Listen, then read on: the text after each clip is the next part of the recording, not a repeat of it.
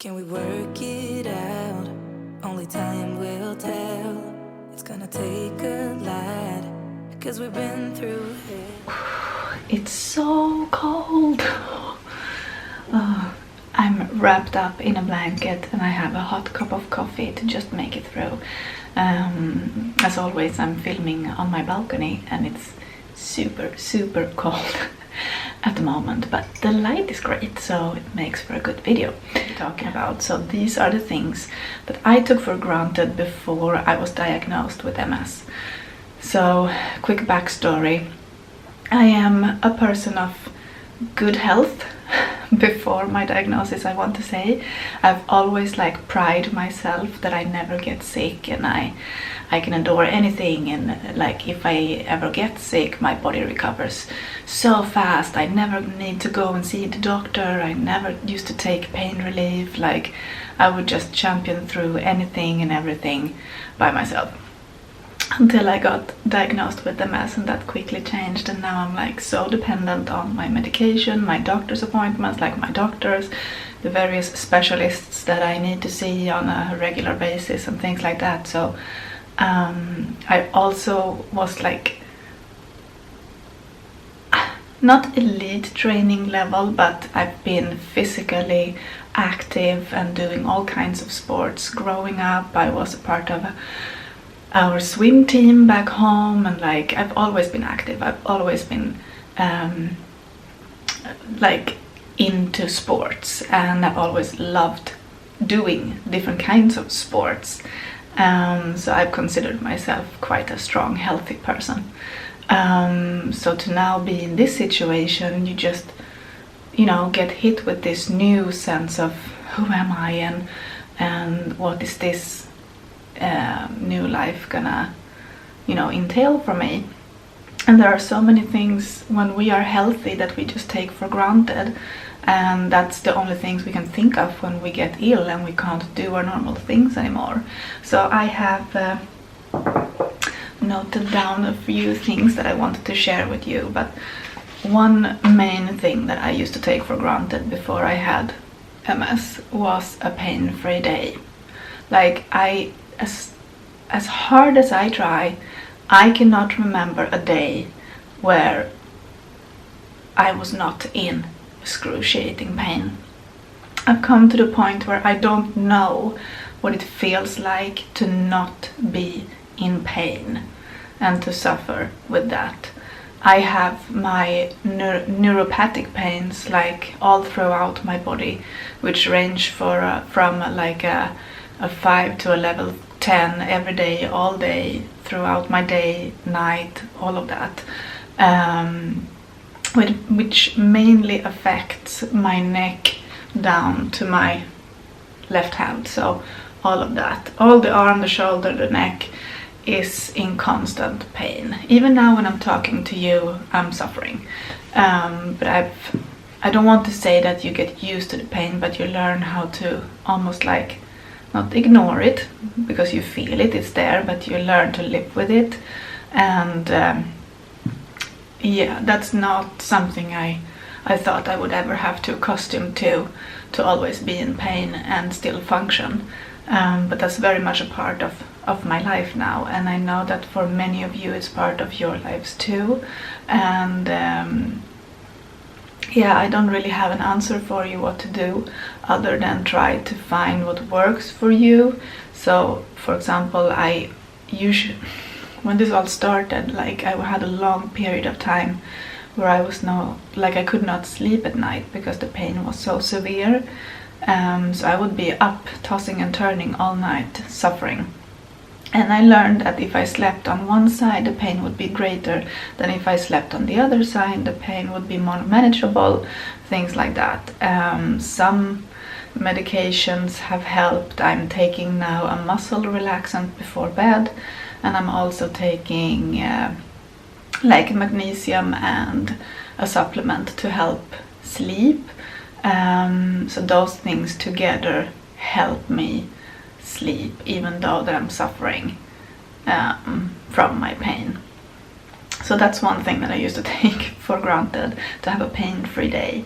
And also something I used to take for granted was my independence. I've always been a very independent person. I've liked to do everything myself, and you know, at an early age, or I think I was 19 when I moved out from my mom's house to my own apartment, and I learned how to take care of myself and all of those things, to now be so much dependent on my family, my friends. Like, I can't do much by myself if I compare with what I used to be able to do.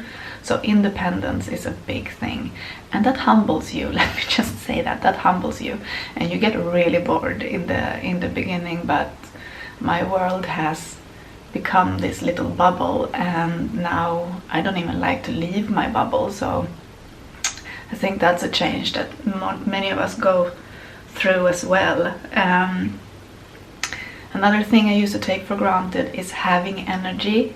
I used to be able to sleep little to nothing and work 12-hour shifts and still have time to go to the gym and take out my dog and like see friends and go out for drinks. And you know, I had a really active life before getting my MS, and I miss that. But yeah, that's something I used to take for granted. That goes hand in hand with being productive. I don't know if you have seen any of my early videos on YouTube. I've been here quite a while, and it's been quite a shift in my content, and I don't really like to see myself in my old videos because I think I've changed quite a lot, like the way I speak, how I sound, the things I will do and say is quite different. It's a little bit cringy for me to go back, but I still like to keep my videos from, you know, my past and look back on it, and it's a legacy for my kids one day, so they're gonna stay there. But yeah, I used to be really like productive, and I used to vlog almost every day, and I would have cleaning videos. I would do like I don't know, clean my house in a day with me videos. I would film it during the day, and I would edit it during the night, and I would post it the same day, and I would just keep doing that while I was working and having small kids. And you know, just to be able to get so much things in my day, it's like I can't even imagine it now, what that used to be like. And I remember when I was pregnant with Hector, he just turned 4, so that gives you an idea of how long time ago it was. When that first trimester fatigue hit, I remember feeling, oh no, like I felt like my life was over.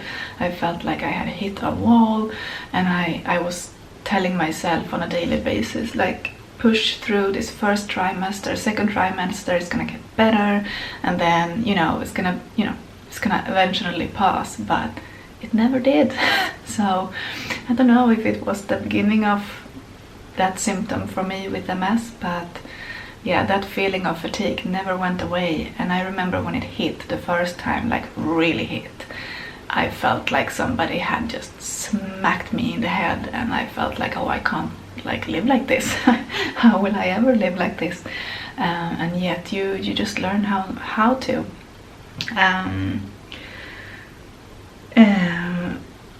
And with less energy, you naturally want to do less things. And one thing I used to take for granted was making plans with people and keeping them. Now, because when I do make plans, I make sure that I keep them, because I can't let people down. That's just not in my nature. I feel like it's disrespectful. So now I will, instead of making plans and breaking them, I will just not make any plans. Don't know if that's good or bad, but that's just how I am.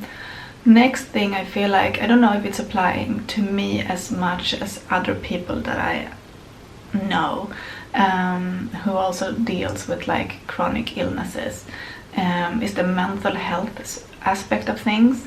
I feel like I've struggled with my mental health for as long as I can remember. So I don't really take for granted, or I didn't really take for granted my mental health, because I've always had like things I've struggled with as far back as I possibly can remember. Like a young child, I had a few things that I was struggling with.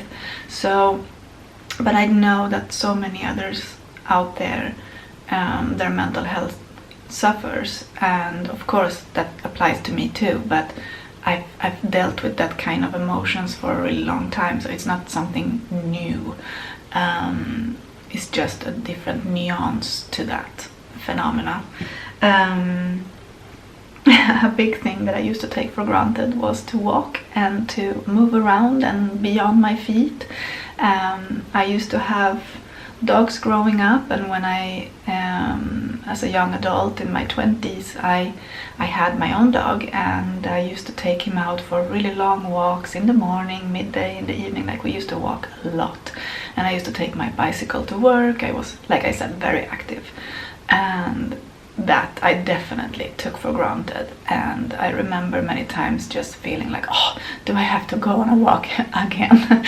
And now, like, I can sit here and fantasize about taking a walk, a long walk, like a powerful walk, like going fast and with like music in my ears and like for exercise purposes, and not feeling like I'm gonna crumble or that my legs won't be able to sustain my weight and all these things, or like I'm gonna fall down because I'm so dizzy. And you know, that's a really big thing that I used to take for granted, to be able to move my body and control it in a normal way, and goes hand in hand with like the exercise aspect of things. Like, I used to love working out. My gym time was like my fun time. I was jealous when I remember being postpartum. I still am, but like being postpartum and not being able to go to the gym, and my fiance would go, and I would always feel jealous of him when he went, and I would be like, now you're going to have fun again.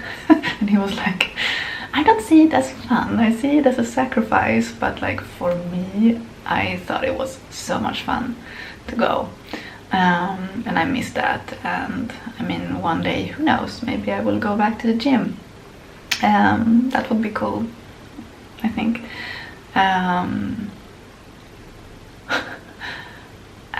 My eyes are tricking me, I'm sure, but I'm watching this person's balcony. I think they have laundry or something hanging, but it looks like they have an alligator coming out of their window. Like, huh? What is that? I can't make sense of it. Anyway, last thing on my list for today of things that I used to take for granted before getting diagnosed with MS is my memory. Like, my memory is so bad, and I'm not talking about long-term or short-term, like in general. I'm struggling so much with my memory at the moment. Like, I will have alarms for everything that I need to do, and the alarm will go off, and I will go and, you know, do my thing, and then I will forget that I have done it. I had quite a scary incident the other night regarding my medication, and I'm gonna film a separate video going into that, what happened, because it was truly really scary. I was on the phone with like the I had to call like 112 for myself. I wasn't sure if I had to go into the emergency room. Like, I did this thing that because my memory is so bad, and I almost overdosed on my own like prescription.